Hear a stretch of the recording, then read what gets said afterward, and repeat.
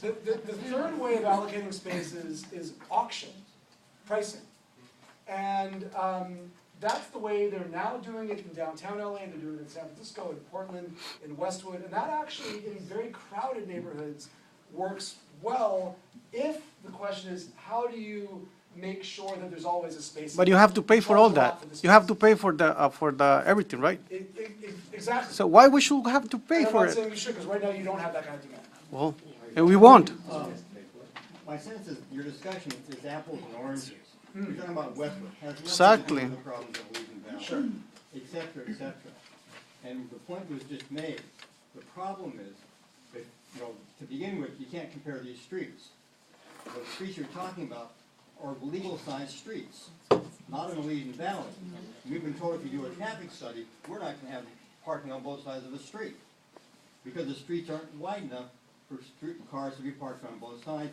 That would be a disaster for people, they wouldn't be able to park anywhere near their homes. So, you know, an apartment, a duplex, or a single family. Okay, the point being, you add, you know, I can't believe that if they build a 50, a 60, and 80-story, you know, unit building, you only have one person per car. One person. Or one car per household. Per unit. Right. You have 2 to 3. And if you have visitors, forget it on a weekend. So the point is there's a direct relationship in this neighborhood of increasing population. You're gonna have a circulation problem, you're gonna have a parking problem. The other thing about the neighborhood, there's a large number of people that work in this neighborhood that are craft people. They have pickups. And they're not gonna take public transportation, they can't, to get to work. You can't put And I cabinets on the bet a bus. large portion of those that don't do that to work, they couldn't ever get to work on time if they use public transportation.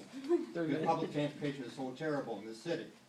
So the reality is, there's gonna be too many cars in this community if the population increases, and there's no way out. Of course. So the only point that I was, the only thing that's relevant, I think you're exactly right. The only thing that is directly applicable here is that, again and again, in all kinds of neighborhoods all around the world, it has been shown that if you build parking, solving one problem, solving the parking problem by making people build parking, if you get the additional population, if you assume that that's coming, increases traffic.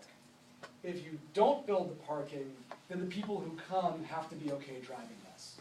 And so you end up with more trouble finding parking, but less of the circulation problem that David described.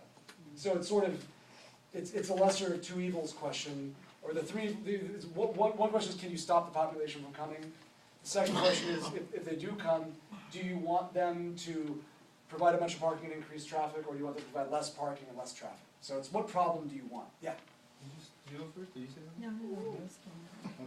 Well, you know how the mayor with he wants to make the new development with earthquake proof, and picture this: if you're building all these apartments along the river, and you're gonna say 3,000 people come in, and an earthquake happens, and you don't have that insurance or the earthquake proof buildings, how are we gonna escape? We're not gonna use our cars to get out of here. Yes. You know, we're gonna end up running, out of here. You know. And So You're lucky. You need so the argument you're making is that you just need better connections. that's It is unsafe and healthy Okay. for the neighbors. This David, go ahead.